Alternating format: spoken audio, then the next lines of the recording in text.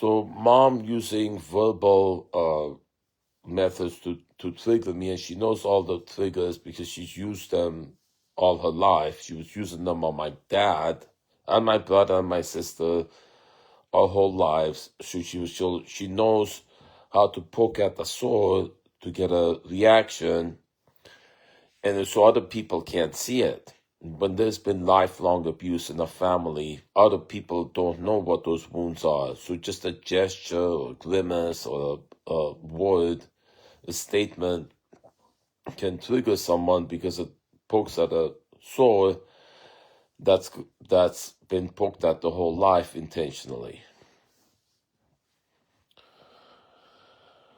So I asked mom, I've been asking mom, let's just sit together and be silent just for a few minutes.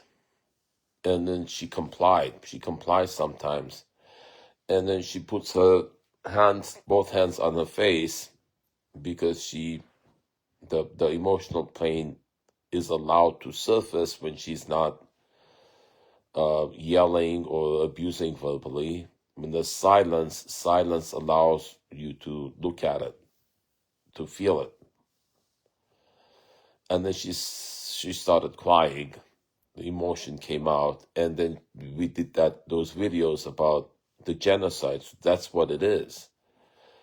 Them surviving the genocide and their lives after the genocide when they her mom immigrated to Iran. And, Abadan is a town south of Iran where I was born, but that's where they immigrated to first before they moved to Tehran, the capital. And all their troubles adjusting in there. They were poor, and they were being ostracized in that school. It's the same campus that I went to school. And it was a bad part of town, and so she has that trauma, and she's holding that back. She's voicing that. That's the true, that's what it is behind what she's doing. With the crisis going on that Anita and Albert and Anita's dad Sam are exploiting, that pain that she has, that she's expressing in that way, underneath it is the pain of what her family went through. Because all of the sisters are like that. All of them have that same condition, and then that explains how their own kids treat them. They keep secret that the two sisters have passed. I don't even know if that's true. I don't know. Thought occurs to me they could be holding them against the will, because that's what they were doing. They wanted to do to mom. They wanted her in this house, and they said the only way we can do that if you vacate, and they're in charge of the medication, and they're here withholding her phone, so she can't call for help if they're doing something to her, and I can't contact her. What do you think?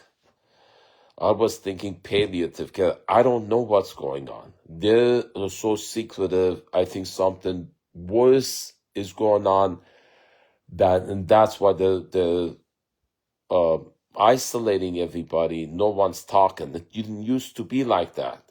As I said before, we were visiting every weekend, every holiday on family, on my dad's side and my mom's side. Big family dinner, kukuplav, turkey, everything, every weekend. There was crap going on. He would round it out with the celebration, all the rumors going around. Sam's having that relationship with Armin, and so Anita says, she lies. Well, she speaks the truth sometimes too, right? Not everything she says is a lie. And there's truth in those lies. Sometimes you can find out what the truth is. You listen to the lie. Sometimes the lie is the polar opposite of the truth. So if they're trying to cover up something, they'll say the polar opposite of it, and they'll point it at you. You know, they'll point it at you that you're doing something they're doing, so you find out what they're doing. Or they'll say they'll say the polar opposite of what they're doing, so you to hide what they're doing. You know, I know all the methods. I've seen them all my life with Neda and Tanya, so they do the same things because they have the same condition. All the other women who use those same methods, and then they hurt you and they cover up with all these, defense mechanisms that I've seen so much. I know them like the back of my hand, all the methods they use.